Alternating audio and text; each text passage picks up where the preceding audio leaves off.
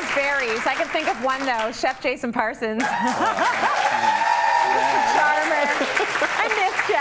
I know, it's been a while. It's been a while, but I know you've been busy. So a brand new restaurant on the winery. Yeah, we opened up the Barrel House Grill, which is a new restaurant right on property. It's more like we got a pizza oven there, doing stone crust pizzas, pulled pork, and my signature burgers there as well. So you had me at pizza. Oh, good. Yeah, we've had a lot of fun researching the pizza. You know, you have to keep testing it and trying it over. You got to get it right. Painful. So we're not making pizza. No. We're going to make a fresh salad with fresh vegetables, salmon. Well, and this is kind of a spin on one of the dishes that we got on the menu because it's all about spring and very close to summer, all the fresh vegetables. And you can see, like, we've got all the great Niagara asparagus. These little peppers are actually not hot. They're like a bell pepper, but nice small peppers. You know, obviously the beans, all the different colors of carrots.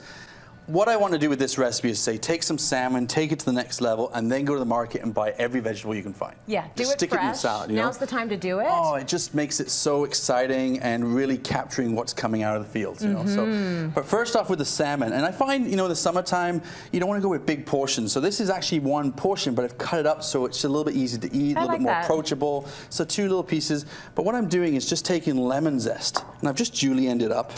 You know, a little fresh lemon juice. You know, a little brightness in there. And if you wanted to, you can put a little bit of wine in there, but I always find there's never any left over for the cooking, right? So, and then dill, you know, and all I'm doing is just taking this nice little mixture and putting that right on top of the fish. Yeah, I like the fact that actually you've cut down the portions. That way, you know, if you have a little bit more, you don't feel so bad. If you have a little bit less, you're right on point. Well, and the thing is, if you're doing a barbecue at home, you do a big platter, you put all the vegetables out, you put the salmon out, and then, you know, people don't know if you had 3 or 4, right? Yeah, so, exactly. But something like this, and then all you do is take a nice slow pan like this, put a little bit of grapeseed oil on the bottom, and then I've left the skin on, but what you do is you actually put it in the oil, just give it a little stir, and then leave it alone. It's so precious. Yeah, it is. Look at how slow, it's on a fairly low heat. Oh yeah, like this is like medium, even medium to low, but I mean, you get to know your own stove, right? Yeah. But just let it sit, and then I just take a little bit of crunchy sea salt, sprinkle it on top, and let it cook. There you go, miniature gardens, miniature salmons. Yeah, well there you go. But what's great about this is you could actually, if you wanted to, bring that out to the table, serve it in the pan. Oh, nice. But I'm just gonna let that cook. While I'm doing that though, it's all about these beautiful vegetables. Right, so you've got every color of the rainbow in there. You know, we've got the purple carrots, and I didn't even peel them, I just scrubbed them down, blanched them. Everything was hot water, salt, drop them in, just till they're cooked in cold water to lock in those flavors and colors, you know? Right. But once they're all blanched, and if you've got radishes, put them in raw, get that little bite to it, right? Yeah, And a nice dressing to go with this. Okay, so you're gonna make the vinaigrette? Well, no, we've done a pesto. So what I've got is some nice fresh garlic. Yep. Chop it up. Fresh basil, you know, and it can be basil, it can be parsley, it can be arugula, it can be all of the above. Yep. Big wedge of Parmesan. Lovely. Toasted pine nuts. And a lot of restaurants aren't putting pine nuts and cheese in the pesto anymore because they're worried about allergies and things like that. But at home, you know what's happening, get them in there. Yeah. And a good note, pine nuts are not nuts.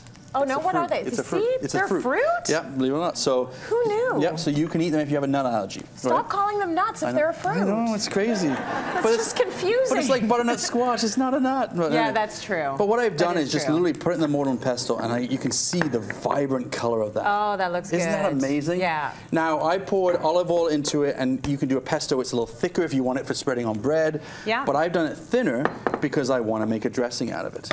Okay. And then I'm literally just going to take this and just pour a little bit right over top, and look at the color of this when it comes out. Like it's just. It's so good when you just blanch the vegetables as well. I always make the mistake of steaming the life out of my vegetables.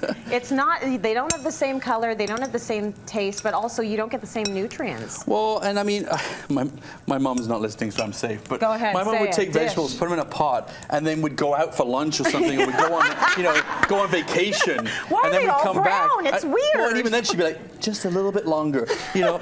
But you know, vegetables are delicate, and in fact, you know, taking a bean and eating it raw is beautiful. But if you just lightly blanch it for like 30 seconds, you know, a minute and a half, depending on the size of the beans, it just gives it that vibrance to it. But it's still crunchy, you know. That's right. That's what you want. Nice fresh pesto like this, and then again a little bit of fresh sea salt in there, some nice little pepper, and then you can see with this one here, what I'm gonna just mix that right over top. But you can either drizzle the pesto right over top, or just like that. Look at that. Isn't that great? Lovely. You know, fresh, simple salad. And then by then our salmon is just, and you'll see the top of the salmon is just still a little raw. Do you want it like that? Oh yeah, that is exactly what you want. All right. It should be warm. That's all you want. Right. Because, and I mean, you know, if, you know, someone's coming over and they want to cook it a little bit more, you can cook it a little bit more, you just leave it in. But I like that because it's fresh, fresh, fresh, and believe me, it's going to taste fantastic because it's going to be as vibrant of flavors as you can get. When you're going to go with your fish like that, you're getting a good cut, right? Yes. You're making sure that you know where that fish came from. Don't use frozen fish, right. nice fresh fish. Yeah. But again, you could do this and skin off, flip it on both sides, sprinkle the lemon over top, squeeze a lemon, and away you go. Okay, cityline.ca for the recipe. Looks good, Jace. I'm happy you're back. Let's go to break. More coming up.